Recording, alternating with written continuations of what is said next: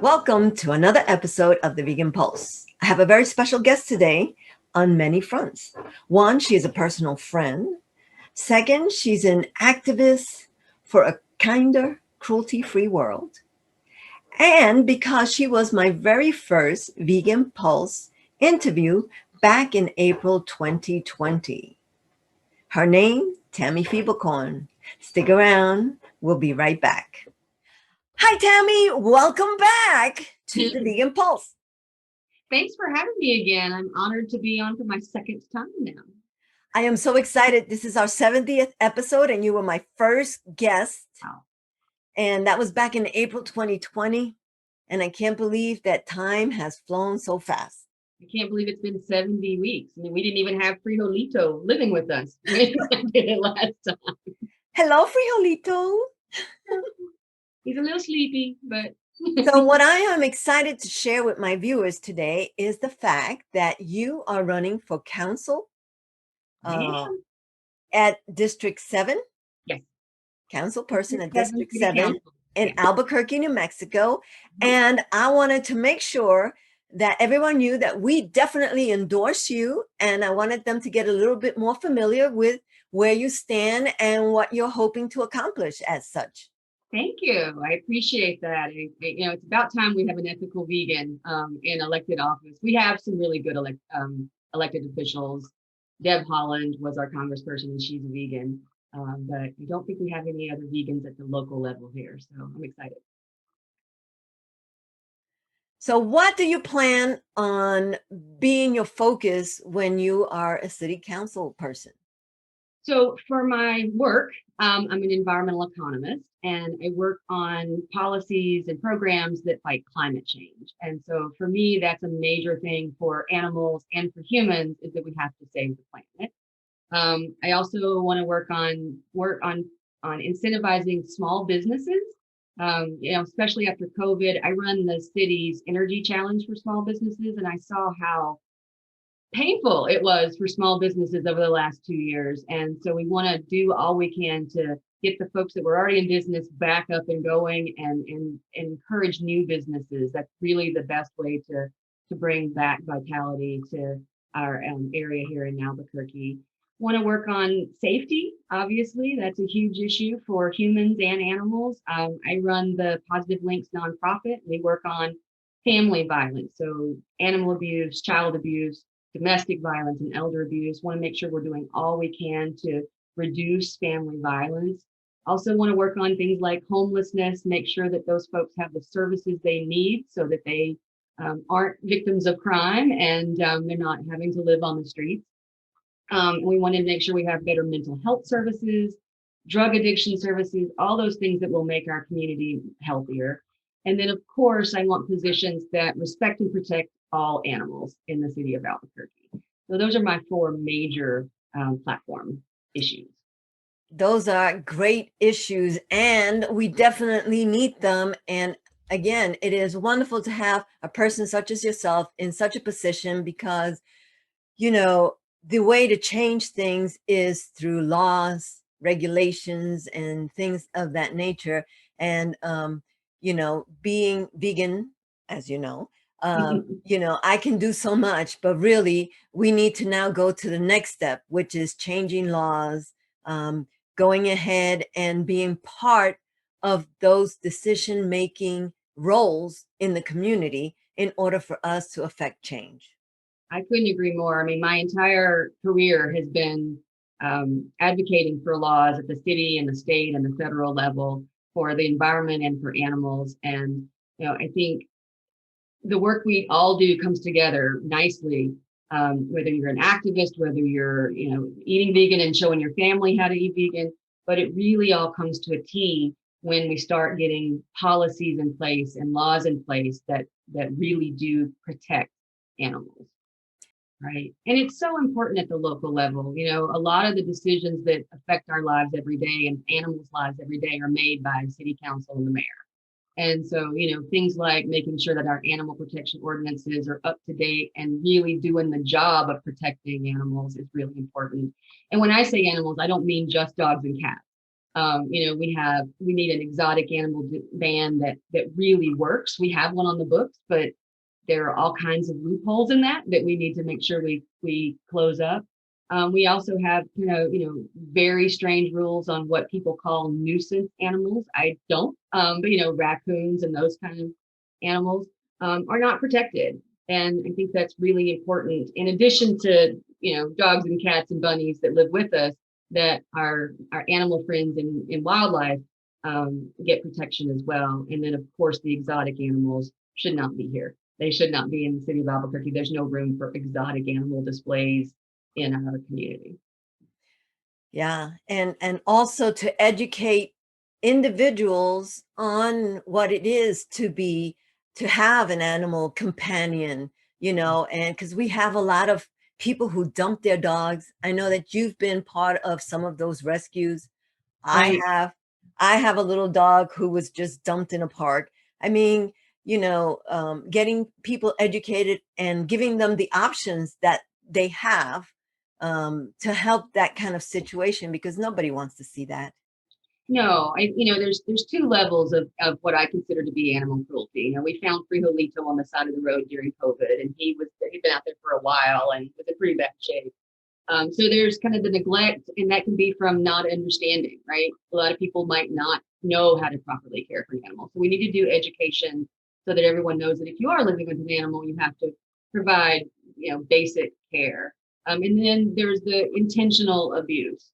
And so we have a state law that makes that a felony after several time attempts. But we don't have a lot of folks in Albuquerque law enforcement that are charging under that state law. And so, right now, if there's really intentional abuse, most of the time it's a slap on the wrist from the local folks, and I think that's not okay. We will do the education and outreach and teaching folks, but when you are cruel to an animal, when there is a crime against an animal, it should be taken very seriously by society, and there should be ramifications for that. Definitely.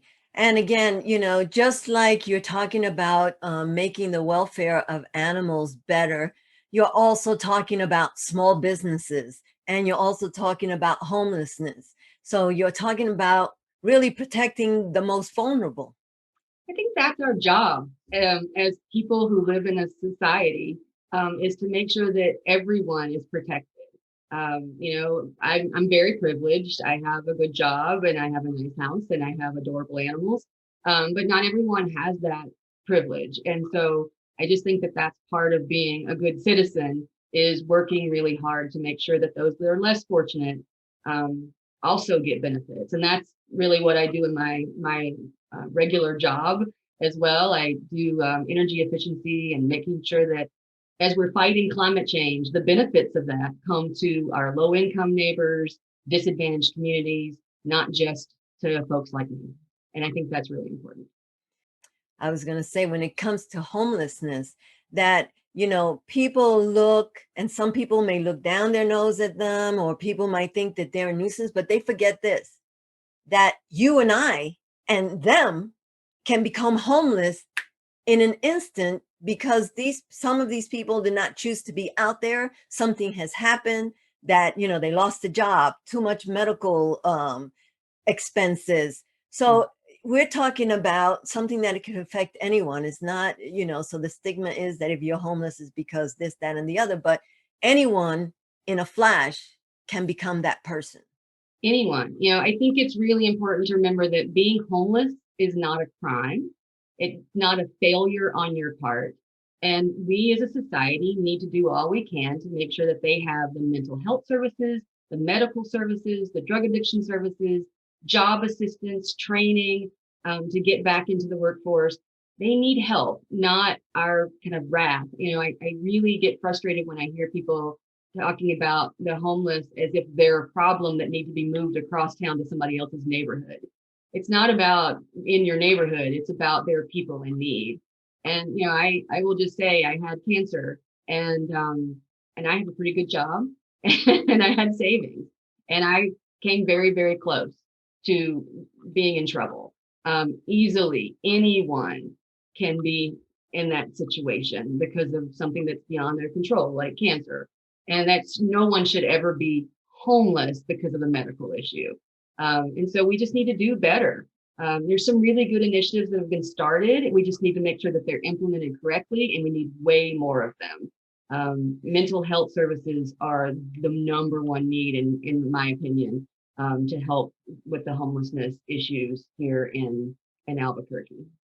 I have some ideas if someone would just listen, but Well, I will. but the other thing is this, that, you know, when we see homelessness, when we see animal abuse, when we see all these disparities, that is a failure on society and not, like you said, on the person, the individual itself.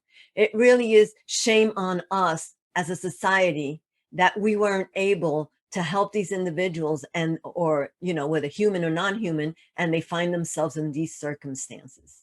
Yeah. And it's not that we're not able to help, it's that we're not willing to help, right?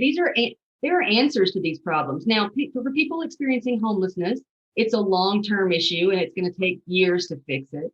But there are answers. There are answers to animal abuse. There are answers to domestic violence. We just have to choose to put the resources in at the city and the state level to fix them.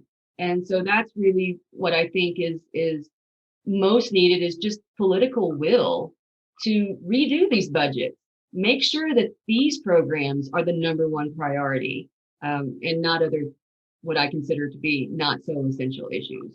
Right. There's answers to climate change. Just people don't want to make that change or that decision, you know, because of It's, whatever their own personal it's things are. inconvenient, right? It's inconvenient to fight climate change. It's inconvenient to work on issues of homelessness. Um, at Mm. some point, we're going to have to make the decision as a society that we can do better. And again, that is why it's a great thing that you are running for city council, and other people such as yourself, especially vegans. But anyway, just saying, personal preference, because you're looking objectively at everything and not just either your personal likes or dislikes, or, you know, where the money comes from, that are trying to tell you what to do because of the money. Yeah. So it is important to have individuals such as yourself in the government, whether local, state, or national. That's the only way we're going to change things. That's the only way we're going to improve and make this a better place for all of us to coexist. Thank you. I just want to make sure I mention, when you talked about special interest money, I am running a clean, people powered campaign. I sought and was successful at getting public financing for my campaign. So that meant getting at least 442 people in the district who are registered voters to give $5 each.